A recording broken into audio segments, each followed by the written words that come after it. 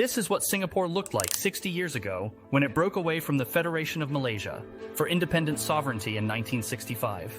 And this is what it looks like today. As a city with zero corruption, a government exemplifying efficiency, and a staggering GDP per capita, ranking it fourth globally. Singapore has diligently etched a reputation for being the epitome of an ideal nation. Yet behind this dazzling veneer, reality casts a somewhat different shadow. Singapore's meteoric rise to economic acclaim came at a price. This extraordinary journey was paved with sacrifices from its citizens. Today, relentless stress and burnout overshadow the city's vibrancy, with space becoming a premium.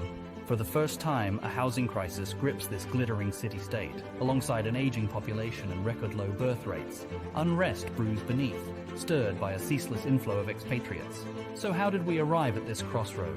What was the hidden price tag attached to this glittering success? And most importantly, why is this model, once a beacon of prosperity, showing signs of faltering? Let's pull back the curtain and delve into Singapore's intriguing story. This is the dark side of Singapore's economic miracle.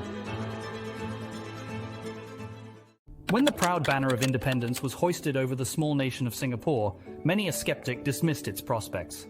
A tiny landmass, dwarfed by the enormity of its neighbors, Singapore was a maelstrom of challenges. High unemployment, rampant food shortage, and an acute space crunch. 70% of its population was drowning in extreme poverty, half of them gripped by the shackles of illiteracy, and 1/3 languishing in some of the world's direst slums. However, a beacon of hope shone amidst this sea of despair: Singapore's Prime Minister Lee Kuan Yew. This stalwart leader, whose reign spanned over 3 transformative decades, became the architect of Singapore's extraordinary economic metamorphosis. Lee Kuan Yew proclaimed that Singapore, though limited in many ways, was abundant in 2 invaluable resources: its people and their tireless hard work. This belief laid the foundation for Singapore's stunning development.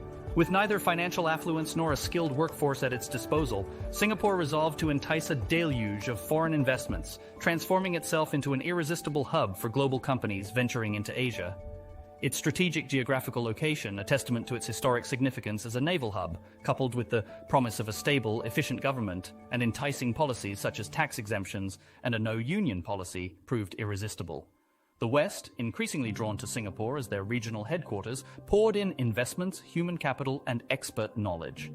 Concurrently, Lee Kuan Yew turned his gaze towards the potential within his people. Singapore was to be defined by meritocracy, a principle that rewards individuals solely based on their merit, skills, and performance, allowing the talented to ascend regardless of their roots. This ethos became the cornerstone of the Singaporean education system. From a tender age, Singaporean students were continuously assessed through standardized tests, their futures shaped by their performance. High achievers were propelled towards superior schools and advanced education programs, creating a mechanism that nurtured the most capable, enabling them to reach their maximum potential. This rigorous filtering, a practice known as streaming, became a recurring theme throughout their educational journey, ensuring the optimal utilization of each individual within society. Recognizing that the bedrock of Singapore's progress was its people, Lee Kuan Yew advocated for another foundational principle: relentless hard work. He was not merely a proponent of this principle, but a paragon of it. He rallied his people, urging them to imbue this ethic into their daily lives, reminding them that only through relentless toil could their nation stride ahead. This mantra has since reverberated through the halls of the government, permeating national productivity campaigns and shaping the mindset of Singaporeans from their earliest years. This was embodied in slogans like "Good, Better, Best, Never Let It Rest," and personified in the endearing national mascot Tommy the Productivity Bee. The growth catalyzed by this formidable combination of factors was further amplified by a remarkable population boom. Since its independence, Singapore's population has more than tripled. In the 1980s, liberal immigration policies were introduced, welcoming tens of thousands of newcomers each year. This influx comprised a diverse range of individuals, from less qualified manual laborers to highly skilled professionals, contributing to the knowledge economy, collectively known as foreign talent.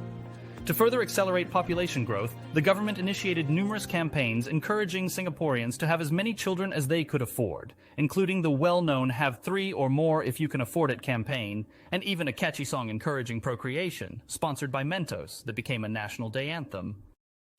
Why are you eating a mint, baby? So I can kiss you on the face. Why? Because it's National Night. What? You see, this August the 9th, it's time to do our civic duty. And I'm not talking about speeches, fireworks, or parades. But I like that stuff. I'm talking about the stuff after that stuff. I'm talking about making a baby. Singapore's success story, as it is often told, comes with an astonishing conclusion. However, lurking beneath this impressive narrative lies a more somber reality. The very principles that catapulted Singapore onto the global stage have birthed a new generation of quandaries, begging the question, what transpired? Kiasu, a term deeply woven into the fabric of Singaporean mentality, denotes an intense fear of falling behind or losing out. It encapsulates the relentless struggle for supremacy, where every moment is a ruthless competition and every effort must be maximized to stay ahead. Sociologists and psychologists delving into this phenomenon identify Kiasu as a genuine cultural and psychological trait, characterized by a compulsive obsession to extract the most from every transaction and an incessant urge to outperform others. While this mindset fuels an intense work ethic, its repercussions are far from benign. Not only do Singaporeans bear the ignominy of disliking their jobs more than any other nation worldwide, they also rank amongst the most overworked and stress-ridden societies. The Kiasu mentality has been implicated in fostering higher conformity, lower self-esteem, and diminished creativity, rendering individuals feeling unworthy and stifling their capacity to ideate and pursue new ventures. This paradox is palpable, for while hard work bolsters the economy, self-esteem and creativity form the bedrock of successful entrepreneurship. So, how did this predicament arise? The roots lie in the underbelly of Singapore's miraculous ascent. Since its independence, Singapore has viewed itself as a vulnerable entity, perpetually teetering on the brink of existential danger. This collective national psyche of survival has seeped into individual consciousness, giving birth to the fear of losing. Moreover, despite its high GDP per capita and commendable quality of life, living in Singapore isn't a cakewalk. The education system, though highly effective and known for producing top-tier standardized test results, is a crucible of stress. After-school tutoring is the norm, and academic performance can shape career trajectories through a relentless streaming process. Even the public service sector, Singapore's largest employer, scrutinizes test scores from age 16 as a hiring criterion. Unsurprisingly, Singaporean students grapple with heightened stress and anxiety, which persist well into adulthood. The government's best efforts notwithstanding, Singapore's resources remain limited.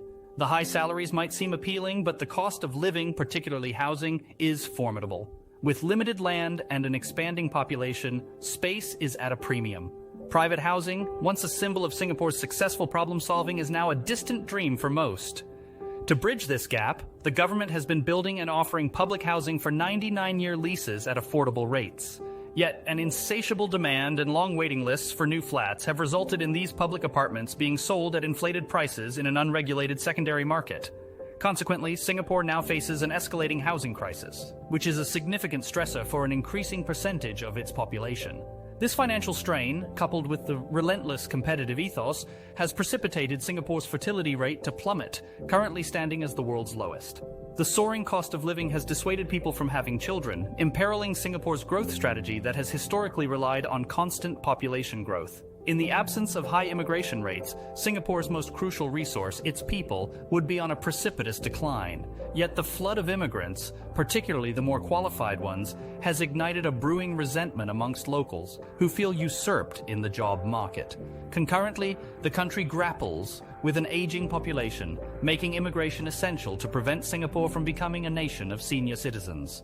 This intricate predicament calls into question the efficacy of Singapore's traditional success formula, an ever-expanding workforce driving the nation with relentless hard work. With a stagnating population and growing financial insecurity, this strategy may no longer hold water, leaving the future of Singapore shrouded in uncertainty.